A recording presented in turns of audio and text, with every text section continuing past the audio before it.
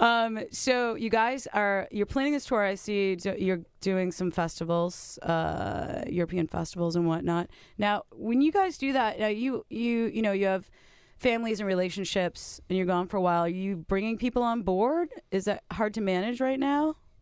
I'm assuming you're directing that at me. Well, I don't know. I don't know Tony's personal history because he's not. Tony has a cat named Great Charles. All right. Well, what's up with your cat, Tony? Are you going to take your cat with you? Well, no, he can't come. He lives with another cat now, so he has a best friend. He doesn't really care about me anymore. Yeah, he has a buddy, so that's he'll too be bad. okay. Yeah, he won't miss me. All right. Well, that's good. And you, Brody, because you have a family now, and it's like, what do you do with that?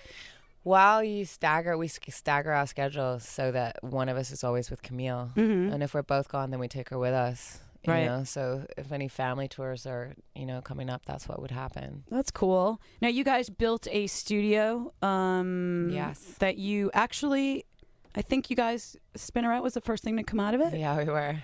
Wow. The guinea pigs. But I guess you built it, you built it to your own tastes and requirements. Yeah, so that must have been amazing. Yeah, and my husband is, he's insane about that kind of stuff. So it's like a world-class studio. It's an incredible place. Now, are you having other bands in there, or is it just for you guys to do your own stuff? So far it's been like, our kind of family and offshoot musical family. And I think a few people have been inquiring about it. Yeah. Yeah, including Steve Perry. I knew you would say Stop that. I knew you would do that. It's really funny. He's like following us around. Is he really? He tried to. We used to live in this house in Studio City, and one day he was just like drove past and like knocked on the door and was like, "I want to buy your house." And we were like, "Steve Perry." It's so random. And then of course now he's like, he's like trying to get in our studio, and he didn't know that it was us. So it's really trippy, kind of weird thing we got with him. I can't believe you're telling me that after our I knew, because when he said the journey thing, I was like, God, cool. It's so funny. Yeah. If Steve Perry knocked on my door, I have no idea. Don't stop believing. I would just probably hand him the keys to my house. Go ahead. Go for it. Take it. Well, that's cool. Now, okay, so you recorded this in your own studio. How long did it take you guys to actually lay this down? It was a 4 week. Was 4 weeks? Yeah, it was 4 weeks for basic tracks and then Tinkering. months for tinkering. Is Brody a tyrant in the studio, Tony? No. Really? Not at all. There was no tyrants in the studio. It was all just fun. All love. It was very lovey, and fun. And there was a lot kind of going on in everyone's personal life, so it was kind of an intense experience. Mm-hmm. But when we were kind of getting to it, it was really fun. Must also be a good escape, too, from all of that, to just go in and focus on the And it was fun to go to work record. with all those guys every day and, just learn a lot. For me, it was just wow, I get to learn every day. Mm-hmm. Well done on the baptism of the studio and the record. Were there any songs that you recorded in the session where you're like, just, had to throw in the dumpster? That I always wonder when bands, did you record a lot for this session? We recorded 18 songs, maybe a few more, and none of them went in the dumpster. They're just waiting to kind of poke their beautiful heads out on the next record, I guess. Oh, okay. Yeah. Maybe do something. They're like a work in progress. Mm-hmm. You guys, you dropped out of sight for a while. I'm sure you were doing things in the meantime between this Distillers and the Spinnerette thing. So was playing live with this new band, was that a little nerve-wracking the first time you started going out and doing the dates? I think probably the first show was. And Yeah. then it was all greasy from there. Yeah, get back to normal. Greasy. Yeah. Greasy. I like that. Yeah, and so it's just, slip and slide. You feel good about playing these big festivals at this point? Yeah, I made it so that we don't ever have to play at 4 o'clock in the afternoon in the middle of the sun wearing all black ever again. So we're playing in the tent at night, which is perfect. I'm just not going to do it anymore. It's like white girl burning on stage. Yeah, hello, do you see the smoke? Yeah. It's bloody awful. Well done with the negotiations.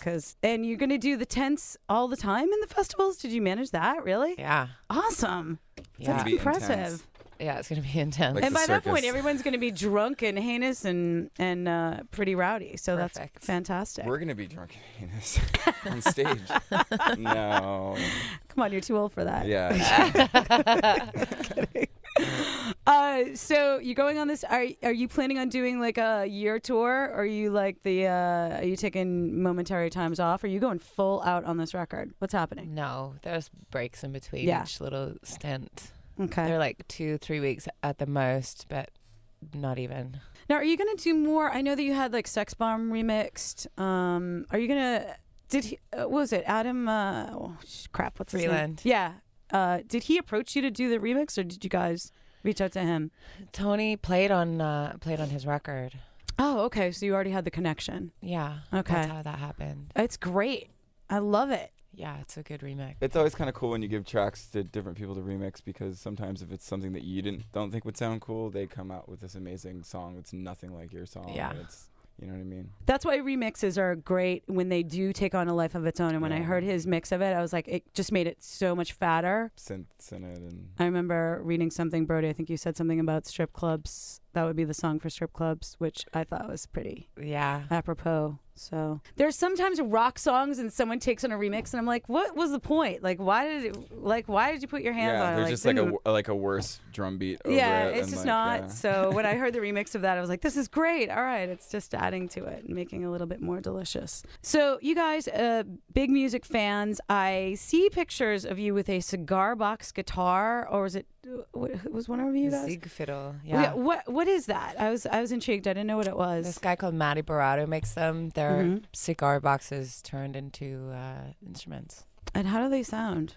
They sound amazing. Really? They're like really magical writing machines. Yeah. I mean, they sound kind of like a mix between a banjo and a mandolin, right? Yeah, it's mandolin-y. But it has its own special sauce Are you using that on the Sound. record anywhere? all over the record. Oh, really? It's on Baptized by Fire. It's on Okay. Impaler. It's on Sex Bomb. Okay, that's good, because I'll go back and re-listen and now kind of keep my ears Yeah, open for it's that. all over the place. And the no electronic elements. All right, so now as, you know, artists and music fans, what was your first concert you guys ever went to? I liked Mine was Cyndi Lauper at the Tennis Center in Melbourne. I was 7 years old. Were you just like, was it Yeah. like Christmas? It was totally Christmas. Yeah. It was better than Christmas. Mine was Disney on Ice. It was so fun. I'm serious. I still have the program at home at my mom's house. Oh my God. It made me want to be a musician on ice. Are and you skate. serious? No, I want to learn how to ice skate. I wanted to be Daisy Duck. I think my parents were concerned because I was more into Daisy Duck than Donald Duck. So They're like, here's a G.I. Joe. yeah, Go here's play, a G.I. kid. Joe. Go play with us. Don't be weird. Don't be So when weird. you proposed to Brody the ice skating, Spinnerette on the, ice. the It's Spinnerette on ice, like she won't be shocked by that. No, it's gonna sell itself. Think about it. I see a music video in your future. I'm Yeah. just saying, you look really cute in an outfit. I reckon. I'm Daisy just Duck. saying. Here we come. I love her. She's so cute. I can't believe that. That's what the first Disney. I've heard Michael Jackson, but I've never heard Disney on Ice. So thanks for that. That was really No, great. I mean my first concert was Black Flag, dude. Santa Monica. I It's was awesome. 3 years old. Minutemen. I only went to punk shows when I was a kid. I got tossed in the pit yeah, it at was 3. way cool. Yeah, that's awesome. Well, thank you for coming in. I know this was kind of like an all over the place interview today. I feel like I got off on a bad note because I just completely fucked No up way. everything. This is like the best interview we've done in so long. No, Seriously, it's fun. please, you don't say that. I feel like I just like went, did the zigzag route to getting to all the points I wanted to make and just kind of getting to know this record. And so Pleasant, awesome. Thank you. And Thank you so much for having us. the record release, Spinnerette, is out on the 23rd, at the Troubadour on the 24th. And so, and then we're going to have you guys do a couple songs. Yeah? Yeah. Okay. All right, then. Let's do the songs.